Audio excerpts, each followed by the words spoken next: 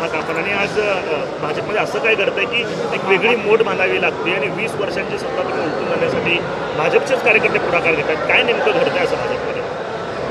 आज आपण भारतीय जनता पार्टीच्या सर्व कार्यकर्त्यांचे संवाद मेळावा म्हणून आपण शिवानभाऊ मंगल कार्यालयामध्ये आयोजित केलेले होते. त्यात जवळजवळ 30 ते 35 वर्ष 40 वर्षापासून ज्यांनी भारतीय जनता पार्टीला उभा केलेले आहे असे सर्व कार्यकर्ते जे मी महापौर म्हणून काम केलेले आहे हे सर्वजण आपण एकत्र येऊन आमची कामाची पावती कुठं तर मिळावं आणि पार्टीकडनं दखल घ्यावं म्हणून आपण ह्या मेळावा आपण या ठिकाणी घेतो आहे. ह्याच्या मागं एकच आहे की सोलापूर शहराच्या जे अवस्था आहे जो आधी पण झाला नाही, आत्ता 20 वर्षात जे काही 2.5 वर्षात मी जे काही काम केलं त्याच्यावरनं येणाऱ्या विधानसभेमध्ये महिला म्हणून मी इच्छुक आहे.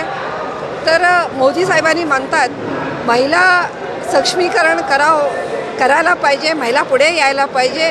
तर ह्या बेसवर मी सर्व कार्यकर्त्यांच्या आज संवाद मेळाव्यात आज प्रश्न टाकला की महिला म्हणून मला ह्या ठिकाणी संधी दिलं तर जे काही 2.5 वर्षात मी काय काम केलं ते मी पुढच्या 5 वर्षात खरंच मी भारतीय जनता पार्टीचं काम करू शकते.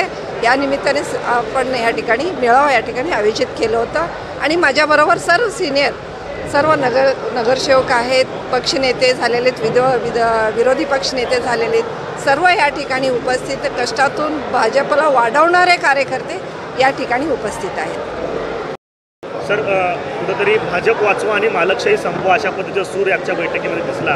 काय नेमक्या कार्यकर्त्यांच्या भावना आहेत आणि तुम्ही सगळेजण एकत्रित आलेला आहात जुने सगळे कार्यकर्ते, काय नेमकं भूमिका आहे? नाही, ही नुसती कार्यकर्त्यांची भावना नाही, ही नागरिकांची पण भावना आहे. कारण 4 टर्म झाल्यानंतरसुद्धा जर का विकासाचा बॅकलॉग भरून निघत नसेल तर आत्ता बदल गरजेचा आहे आणि हे नागरिकांकडून आले, जनतेकडून आले.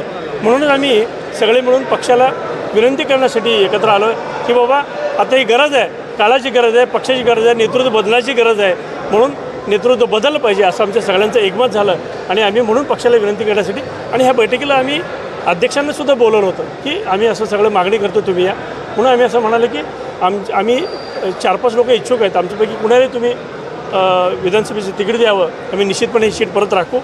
लोकांच्या भावना, नागरिकांच्या भावना ज्या आहेत त्यात आम्ही इथं कार्यकर्ते म्हणून मांडलो. किती कार्यकर्ते आता इच्छुक आहेत? आत्ता आम्ही इथं 4 जण इच्छुक आहे या ह्याच्यावर आणि कुणालाही पक्षाने तिकीट द्यावं, आम्ही निश्चितपणे ती सीट परत राखू असा विश्वास आहे. कारण काही नसताना प्रतिकूल परिस्थितीत आम्ही इथं 90पासून आम्ही ही सीट राखली आहे. त्यामुळे निश्चितपणे आता तर खूप बदल झाले, निश्चितपणे आम्ही सीट परत राखू. पण बदल झालं तरच हे पक्षाला सांगण्यासाठी आम्ही इथे एकत्र जाऊ. देश विदेशातील प्रत्येक घडामोडींचे लाईव्ह अपडेट मिळवण्यासाठी आता साम टीव्हीच्या सर्व सोशल मीडिया प्लॅटफॉर्मला लाईक, फॉलो आणि सबस्क्राईब करा.